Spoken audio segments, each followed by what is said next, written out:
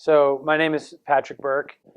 The name of the veteran is Thomas Kennedy, and he was in the U.S. Army. Um, he's about 10 years younger than I am, so I suppose he was born in late 70s. I don't know his exact. I don't know. I know he was born on St. Patrick's Day, but I don't know exactly what year. He entered his military service right out of high school when he enrolled at United States Military Academy at West Point. He was in the class of 2000 from West Point. He was a graduate of Ranger School in Georgia, and almost immediately after he graduated from Ranger School, so he graduated in 2000 from West Point. So obviously 9/11 happened during that period of time. He was deployed to Korea originally, and then eventually he was deployed to Iraq, and he served in Iraq on 2 occasions. He then came back from Iraq, and he was on the faculty at West Point. He got a master's in leadership and clinical psychology from Columbia University while he was on the faculty at West Point. And then he was again deployed to Afghanistan. And on, I think, his second deployment to Afghanistan, he was killed in action by a suicide bomber. And that was in August of 2012. So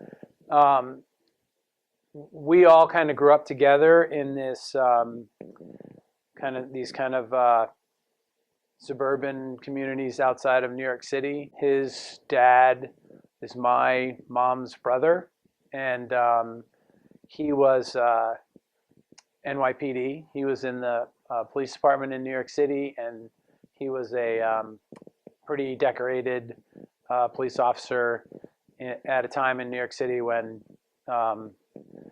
it was kind of a crazy place in the 60s and 70s and even into the 80s. And so I think that Tommy was inspired by his father's service as a cop. And I think there's something about when you're even when Tommy was younger, his dad, your dad comes home from work in a uniform. And I think that you kind of understand that, like, there's some sacrifice there. Also, he was an athlete, and he played hockey for West Point.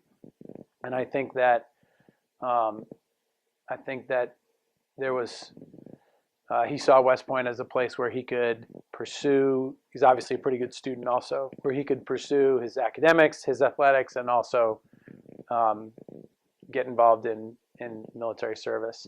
We thought when he went there that maybe he would just go there, and then once you get out of West Point, you have a short amount of time that you're required to serve in the military to kind of give back because the education is free.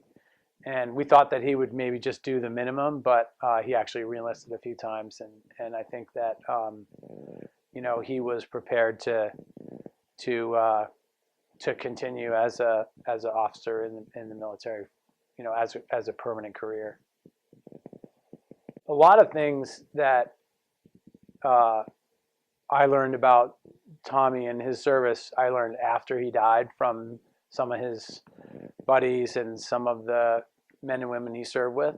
One thing that I was really that was very memorable for me was he basically, when he went back to West Point, he had a job which is called a tactical command officer. But I really think it's kind of like being it's almost like being a SLAM leader, if there's such a thing in the military, in that he was in charge of cadets that were at the academy.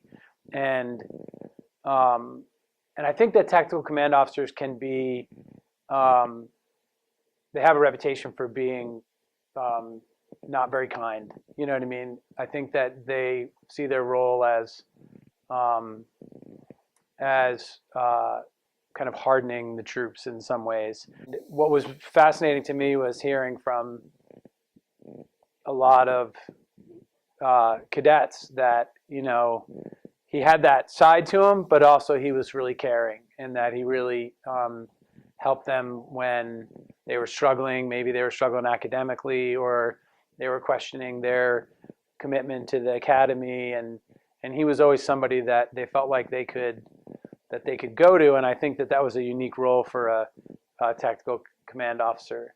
So that was really interesting to learn. But the other things that were interesting to hear from him, and some of this I did hear from him, was just some of the incredible physical skills that he had developed over time. I mean, he's obviously in the special forces, and their skills and abilities, everything from like jumping out of airplanes to knocking doors down and in places that are pretty dangerous in a way that's safe, I think is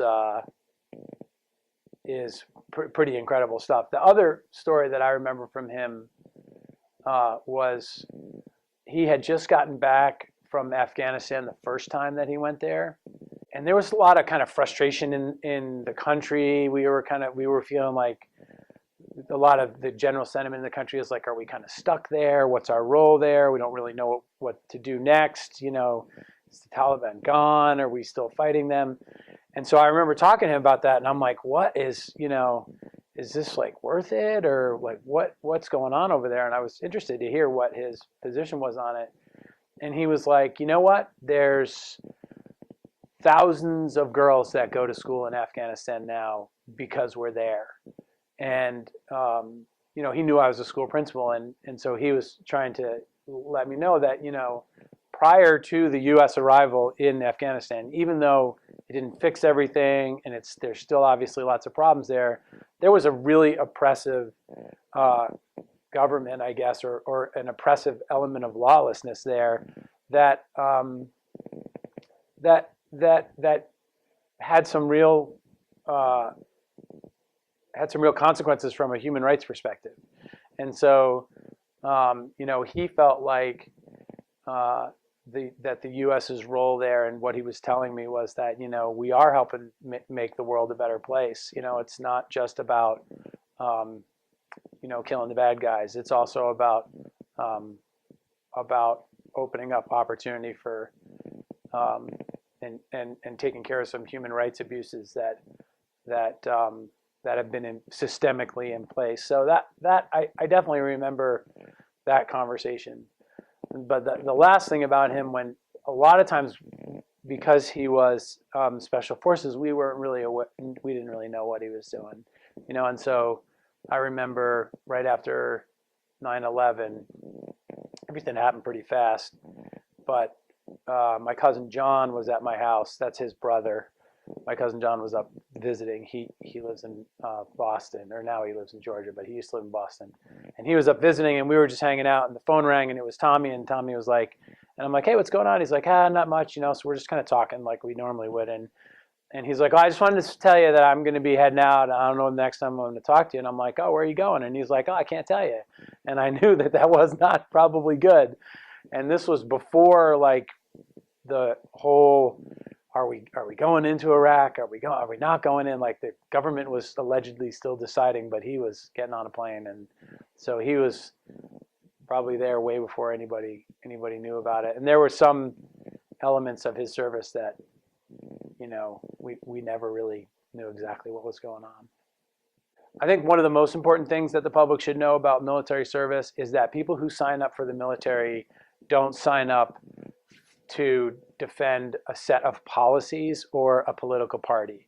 They sign up to defend the ideals of the Constitution of the United States. And so even though I think that there's a lot of there are a lot of people who think that within the military there are specific political philosophies that are dominant, it's actually I actually don't believe that that's true. I think that there are Democrats in the military, there are Republicans in the military, there are independents in the military, and I think that it's really important. The military is a place where It's fantastically diverse. There's more women generals than there are women CEOs of major companies. There's more African American and Latino and Latina officers than there are middle management African American folks in business. And so there's a lot of the parts of the military that are very aligned with kind of progressive values. And I think that it's unfortunate when